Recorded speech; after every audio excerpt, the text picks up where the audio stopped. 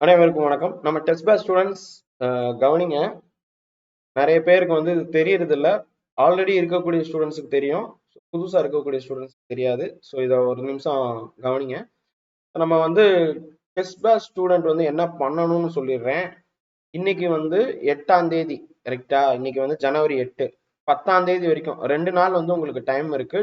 Rank list வந்து பாத்தீங்கன்னா fill பண்றதுக்கு. ஸோ இப்போ ஃபர்ஸ்ட் எடுத்த உடனே வந்து பாத்தீங்கன்னா நம்ம கொஸ்டின் பேப்பர் உங்களுக்கே தெரியும் எப்படி இருந்துச்சு அப்படின்னு சொல்லிட்டு. ஸோ அதை நான் சொல்லக்கூடாது, நீங்க தான் வந்து பாத்தீங்கன்னா சொல்லணும் கொஸ்டின் பேப்பர் எப்படி இருந்துச்சு அப்படின்னு சொல்லிட்டு. ஸோ அதுக்காக வந்து ஒரு ரேங்க் லிஸ்ட் வந்து எப்படி ஃபில் பண்றதுன்னு சொல்றேன். மொதல் உங்க பேரை வந்து பாத்தீங்கன்னா இந்த இடத்துல கொடுங்க. ஸ்டூடெண்ட் நேம்னு இருக்குல்ல, ஏன் உங்க பேர் கொடுங்க. எந்த மாவட்டம், இல்ல இப்ப டவுனா இருந்துச்சுன்னா, இப்ப உதாரணத்துக்கு வந்து பாத்தீங்கன்னா மதுரை மாவட்டத்துல எந்த ஊரு, திருப்பரங்குன்றம். சென்னையில இருக்கீங்கன்னா இங்க எங்க இருக்கீங்க, எங்க கரெக்டா இருக்கு, எக்ஸாக்டா எங்க இருக்கீங்க. ஆஹ் அதே நேரத்துல தமிழ்நாட்டுல எங்க வேணாலும் உங்க டவுன் உங்க ஊர் எதுவோ அது கொடுங்க. இல்ல சார் மாவட்டம் கொடுக்கணும்னாலும் கொடுங்க. ரைட்டா? அடுத்தது வந்து பாத்தீங்கன்னா முதல் தேர்வுக்கு முன் இப்ப நம்ம வந்து ஃபில் பண்றதே வந்து பாத்தீங்கன்னா டெஸ்ட் 1க்கானது. ரைட்டா? இப்போ குரூப் 1, குரூப் 2, குரூப் 4 எல்லாருமே சேர்ந்துதான் உள்ளக்குள்ள இருந்திருப்பீங்க. ரைட்டா? டெஸ்ட் பேட்ச்ல. இப்ப இதுல வந்து ஃபர்ஸ்ட் டெஸ்ட் எப்படி வந்து பாத்தீங்கன்னா நீங்க படிச்சீங்க, கொடுக்கப்பட்ட பிடிஎஃப் ஒரு தடவை ரீட் பண்ணீங்களா, கிளாஸஸ் கவனிச்சிங்களா? அதுதான் எஸ் நோ அப்படின்னு சொல்லிட்டு. ஏன்னா இது இது தெரிஞ்சதுக்கு அப்புறம் தான் நான் நெக்ஸ்ட் ஸ்டெப்பே எடுப்பேன். ஓகே, ஸோ யார் யாருக்கு என்ன எப்படி வந்து கொடுக்கணும் அப்படின்னு சொல்லிட்டு நெக்ஸ்ட் ஸ்டெப் எடுப்பேன். அதே நேரத்துல மார்க் கம்மி ஆகுது அப்படின்னா வந்து இப்ப யார் யார் கம்மி பண்ணிருக்கீங்களோ அவங்களுக்கு வந்து வேற ஏதாவது எக்ஸ்ட்ரா கேர் எடுத்துக்க முடியும்னா அந்த இது செய்வோம். ஓகேங்களா? மென்டர்ஷிப் மாதிரி என்ன பண்ணுவோமோ அது பண்ணுவோம். Right? So did you attend all question? எல்லா கேள்வியுமே 200 கேள்வி நம்ம கொடுக்குறோம். 200 கேள்வியுமே நீங்க வந்து எழுதுனீங்களா, அட்டன் பண்ண முடிஞ்சிச்சா? அதுதான் கொஸ்டின். அடுத்தது வந்து பாத்தீங்கன்னா பிடிஎஃப் இல்லைன்னா கிளாஸ், இந்த ரெண்டுல ஏதாவது ஒன்னாவது, பிடிஎஃப் இல்லைன்னா கிளாஸ், அதுல இருந்து கொஸ்டின் வந்துச்சா? இப்ப நான் வந்து மேக்ஸ் வந்து பாத்தீங்கன்னா பிடிஎஃப் கொடுக்கல. அப்ப நான் அதுல இருந்து கொஸ்டின் வந்துச்சா? இல்ல சிலது மேக்ஸ்லயே வந்து நாங்க பேசிக்கான கொஸ்டின் சிலது எடுத்திருப்போம். நான் ஒரு தடவை ஃபார்முலா கொடுத்துட்டேன், அதுக்கப்புறம் ட்ரிக் ஷார்ட்கட் அப்படின்னு சொல்லிட்டு ஒரு ஒரு பிக்சர் கொடுத்தேன். அப்ப அதை பேஸ் பண்ணி ஏதாவது ஒரு கொஸ்டின் வந்துச்சான்னு கேட்கிறேன். அதுக்கப்புறம் வந்து பாத்தீங்கன்னா பேசிக்கா சிம்பிளிபிகேஷன்லயே பேசிக்கான கொஸ்டின்ஸும் உங்களுக்கு வந்திருக்கும். ரைட்டா? என்னன்னு நீங்க சொல்லுங்க. ரைட்டா? இதெல்லாம் உங்களுடைய கருத்து. அதுக்கப்புறம் நீங்க 200 கேள்விக்கு எவ்வளவு கரெக்டா போட்டிருக்கீங்க நல்லா கவனிங்க. இதுல வந்து ஆன்சர் போடும்போது நான் வந்து 150 கொஸ்டின் 200க்கு அப்படின்னு போடாதீங்க. இதுல வந்து பாத்தீங்கன்னா இங்கேயே காமிச்சிடும், நீங்கள் எடுத்த மதிப்பெண்களை மட்டும் பூர்த்தி செய்யவும் அப்படின்னு சொல்லிட்டு. அப்படின்னா என்ன அர்த்தம்னா 150 நான் போட்டேன் அப்படின்னு கொடுங்க. ஓகேயா? 150 இல்ல இல்ல எனக்கு 99 தான் வந்துச்சு. இல்ல சார் எனக்கு வந்து வெறும் 10 கொஸ்டின் தான் நான் ரைட்டா போட்டிருக்கேன், ஏதோ ஒண்ணு. இல்ல எனக்கு எந்த கொஸ்டினுமே ரைட் ஆகல. ஓகே, நான் ஏன் இதை சொல்றேன்னா அட்லீஸ்ட் ஒரு கொஸ்டின் ரைட்டா இருந்துச்சுன்னா கூட போடுங்க. இல்ல நான் ஒரே ஒரு கொஸ்டின் தான் தப்பு, 199 கொஸ்டின் நான் ரைட் அப்படின்னாலும் போடுங்க. ஃபில் பண்றது உங்களோட இது ஜென்யூனா ஃபில் பண்ணுங்க. ரைட்டா? அதுக்கப்புறம் கொஸ்டின் ஃபீட்பேக், கொஸ்டின் எப்படி இருந்துச்சு அப்படின்னு சொல்லிட்டு இங்க ஃபீட்பேக் கொடுங்க. இப்ப நல்லா இருந்துச்சுன்னா நல்லா இருந்துச்சு, கொஸ்டின் வந்து டிஎன்பிஎஸ்சி ஸ்டாண்டர்ட்ல இருந்துச்சு. இல்ல sir question tough, question okay good, okay. அடுத்த கொஸ்டின் ரொம்ப ஈஸியா இருந்துச்சு, இல்லைன்னா வந்து அதர்ஸ்ல வந்து இல்ல உங்களுடைய கருத்தை வைங்க. கொஸ்டின் வந்து பாத்தீங்கன்னா ஈஸியா தான் இருந்துச்சு, ஆனா சில கொஸ்டின்ஸ் வந்து இந்த மாதிரி எனக்கு கன்ஃபியூஸ் ஆச்சு, சில கொஸ்டின்ஸ் வந்து பாத்தீங்கன்னா இந்த இது இருந்துச்சு, சம் ப்ராப்ளம் இருந்துச்சு. என்ன ப்ராப்ளமோ அதை வந்து நீங்க வைங்க.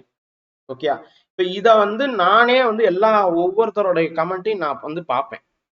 ஸோ அதே மாதிரிதான் பிடிஎஃப் படிச்சீங்களா படிக்கலையா, அதர்ஸ் அப்படின்னு வச்சீங்கன்னா என்ன படிச்சீங்க சார்? ஒரு சிலது பிடிஎஃப் படிச்சேன், ஒரு சிலது பிடிஎஃப் படிக்க முடியல, ஒரு சிலது கிளாஸ் கவனிச்சேன். என்ன நீங்க நினைக்கிறீங்களோ அந்த கருத்தை இங்க ஃபில் பண்ணுங்க. எல்லா கேள்வியும் அட்டன் பண்ண முடிஞ்சுச்சா அப்படின்னு கேட்டா எஸ் நோ இந்த 2 வார்த்தையில வந்து பாத்தீங்கன்னா உங்களுக்கு பெருசா இது இருக்கு. அப்ப என்ன பண்ணணும் அப்படின்னு கேட்டா, சார் நான் வந்து எல்லா 200மே நான் வந்து அட்டன் பண்ணேன், ஆனா வந்து இந்த ஒரு சிலது வந்து என்னன்னே தெரியல, ஒரு சிலது வெளியே இருந்து வந்துச்சு. கண்டிப்பா ஸ்கூல் புக்ல இருந்து வெளியே வரும். நான் உங்களுக்கு கொடுத்ததுல இருந்து வெளியே ஒரு சில கொஸ்டின்ஸ் போயிருக்கும் அது. ஏன்னா நம்மளே ஃபில் பண்ணும் போதே, நம்மளே வந்து எல்லாமே கம்பைல் பண்ணும் போது எனக்கே தெரியும் இந்த கொஸ்டின் வந்து எப்படி அடிச்சிருப்பாங்க, இந்த கொஸ்டின் நம்ம வந்து புக்லயே இல்லையே, இந்த கேள்வி எப்படி போயிருக்கும் அப்படின்னு சொல்லிட்டு ஒரு குறைஞ்சது ஒரு 10-15 கொஸ்டின் ஆகுது அந்த மாதிரி இருக்கும். இது ஏன் சொல்றேன் அப்படின்னு கேட்டா, டிஎன்பிஎஸ்சில இந்த மாதிரிதான் கொஸ்டினே எடுப்பாங்க. கொஸ்டின் செட்டர்ஸ் அப்படின்னு பார்க்கும்போது கொஸ்டினே வந்து ரொம்ப ரொம்ப மோசமான கொஸ்டின் டிஎன்பிஎஸ்சி எடுக்குது. இப்ப ரீசெண்டா வந்து பாத்தீங்கன்னா ஒரு சில கேள்வி எல்லாம் ரொம்ப மோசமா இருந்திருக்கும் ரீசெண்ட் நடந்த எக்ஸாம்ல. ஓகேயா, அம்புஜத்தம்மாளுக்கு பதிலா இன்னொரு பேரை போட்டு இந்த மாதிரி எல்லாம் வந்து ஒரு கொஸ்டின் வந்து கொடுத்துருக்காங்க. ரொம்ப மோசமா அதெல்லாம் எடுக்கக்கூடாத கேள்வி, அப்படி எல்லாம் வரவே கூடாது. ஆனா அப்படி எடுத்திருக்காங்கல்ல. ஸோ அந்த மாதிரி கேள்வியை நம்ம வந்து எதிர்கொள்ள தயாராகணும். அந்த இடத்துல உட்காந்துட்டு மைண்ட்ல கன்ஃபியூஸ் பண்ணிட்டு உட்காந்துட்டு இருக்கணும். அது இல்லையா அடுத்த கேள்விக்கு போயிடணும் டக்குன்னு. ஒரு கொஸ்டினுக்கு வந்து ரீட் பண்றதுக்கு ஒரு 10 செகண்ட் எடுத்துக்கலாம், 10 நொடிகள், சொடக்கு போடுற நொடி ஒரு 10 இது எடுத்துக்கலாம் ரீட் பண்றதுக்கு. அப்ப உங்களுக்கு புரியலையா, நெக்ஸ்ட் கொஸ்டின் போயிருங்க.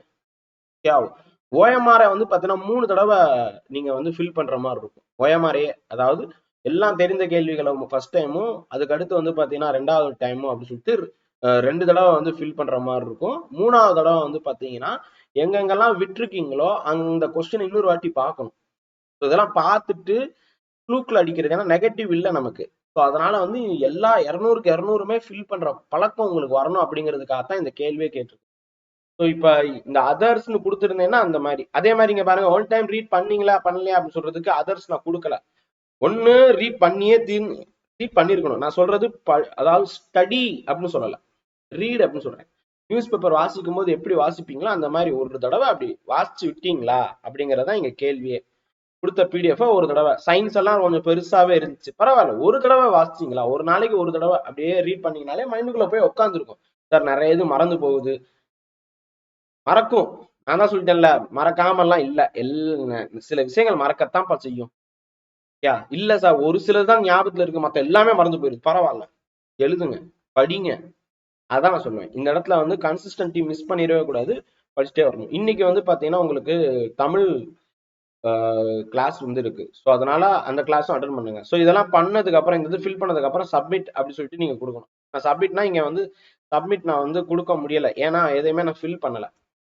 அதனால நான் வந்து சப்மிட் கொடுக்க முடியல. நீங்க சப்மிட்னு கொடுத்துட்டீங்கன்னா பண்ணிக்கலாம். சார் நான் இப்ப தப்பா ஏதாவது ஒரு இது கொடுத்துட்டேன்னு வச்சுக்கோங்க, நான் அதை எப்படி மாத்திக்க முடியுமா? இப்போ உதாரணத்துக்கு வந்து பாத்தீங்கன்னா இப்ப 159 கொஸ்டின் தான் நான் வந்து ரைட் அடிச்சிருக்கேன். அப்புறம் திருப்பி எண்ணி பார்க்கும்போது எனக்கு 159 வரல, 162 வருது, நான் மாத்திக்கலாமா அப்படின்னா தாராளமா திருப்பி நீங்க இது பண்ணதை ரீசப்மிட் கொடுத்து மாத்திக்கலாம். ஓகே, ஸோ அதனால அதை வந்து ஒரு இதா நினைச்சுக்காதீங்க. ரைட், இவ்வளவுதான். இந்த இன்ஸ்ட்ரக்ஷனை ஃபாலோ பண்ணி நீங்க வந்து பண்ணுங்க. அதுக்கப்புறம் சார் இது மட்டும் தான் நான் பண்ணணுமா, ஓஎம்ஆர் ஒவ்வொன்றா வந்து பாத்தீங்கன்னா பார்த்து எவாலுவேட் பண்ண மாட்டீங்களா அப்படின்னு கேட்டா, நான் முன்னாடியே கற்பதேசத்துல நான் முன்னாடியே சொல்லிட்டேன் வீடியோல, செல்ஃப் எவாலுவேஷன் அப்படின்னு சொல்லியிருந்தேன். செல்ஃப் எவாலுவேஷன் எதுக்காக பண்ணணும்னு நான் சொல்லியிருந்தேன், ஒரு பெரிய வீடியோவே போட்டிருந்தேன்.